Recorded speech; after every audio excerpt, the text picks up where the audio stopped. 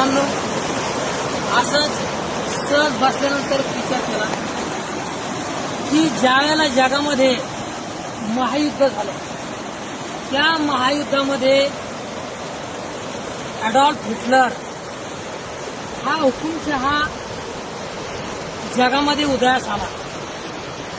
त्याने आपल्या ताकदीच्या जोरावरती, आपल्या शक्तीच्या जोरावरती त्याने त्याचे विरोधक असलेले जे माणसं आहेत, जे लोक आहेत, ते जवळजवळ 6 मिलियन लोक त्याने अगदी नेस्तानाबूत करून टाकले. मित्रांनो, माणसाला बंदूक देता येते, विध्वंस करता येतो, परंतु माणसाला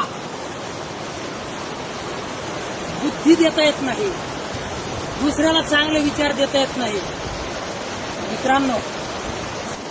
म्हणून मित्रांनो, आज सहज डोक्यात आलं की 6 मिलियन लोकांची कत्तल करणारा, 6 मिलियन लोकांना नष्ट करणारा ॲडॉल्फ हिटलर याचं आज जगामध्ये नामशेष झालेलं आहे.